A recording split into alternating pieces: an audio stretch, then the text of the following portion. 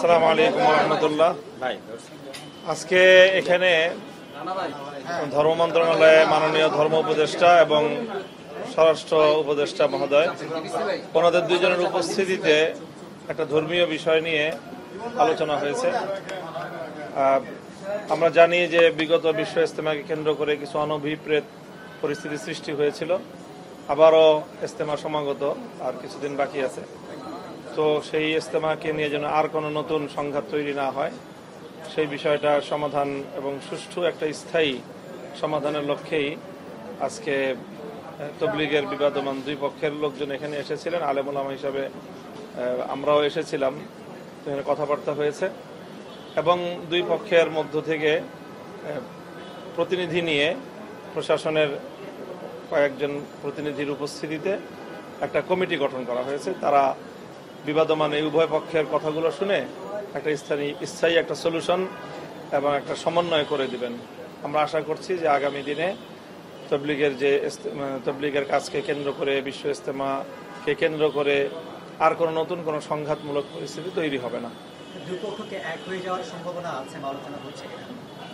আলোচনা সেইটা না, আলোচনা হলো যে দুই পক্ষ সুন্দরভাবে কিভাবে কাজ করতে পারে এবং দুই পক্ষের এক হওয়ার বিষয়টা আসলে মূলত এটা বাংলাদেশের বিষয় না, এটা হলো তবলিগের যে মূল কেন্দ্র সেখানকার সারা বিশ্বব্যাপী একটা বিষয়। এটা আমরা বাংলাদেশে এখানে যেটা আলোচনা করি সেটা হলো যেন অন্তত যাদের যারা অনুসরণীয়, যাদেরকে অনুসরণ করুন, কিন্তু বাংলাদেশে যেন সব পক্ষ শান্তির সাথে এবং কোনো ধরনের হানাহানি ছাড়া শান্তিপ্রিয় পরিবেশে যেন কাজটা চলতে পারে।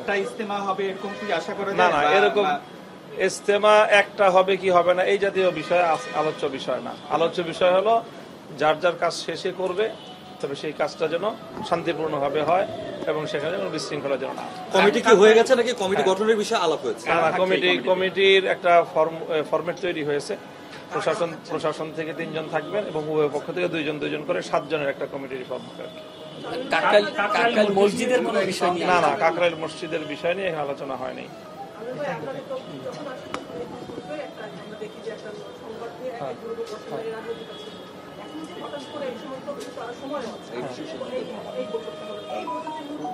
সেটাই আজকের বৈঠকের মূল উদ্দেশ্য, সেটা আমি আবারও বলছি, সেটা হলো যে ওই আগামীতে আবার যেন ইজতেমা ঘনায় আসলে তখন অল্প সময়ে সলিউশনটা হয়ে ওঠে না, বিগত বছর যেটা হয়েছে। এই জন্য যথেষ্ট সময় হাতে থাকতেই মন্ত্রণালয় থেকে উদ্যোগ নেওয়া হয়েছে যাতে একটু আর্লি বিষয়টা একটা সলিউশন হতে পারে।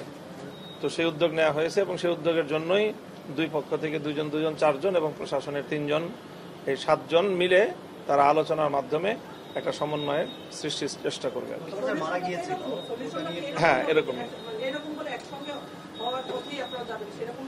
না না না, সেই আলোচনাটা সেদিকে না যে উভয় পক্ষ কিভাবে মিলবে।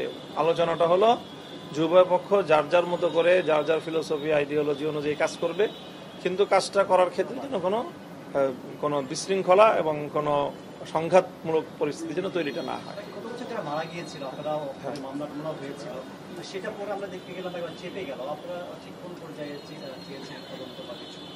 না, সেই বিষয়টা তো এখন যেহেতু বিচারাধীন, এই বিষয়ে নতুন করে মন্তব্য করার কিছু নেই।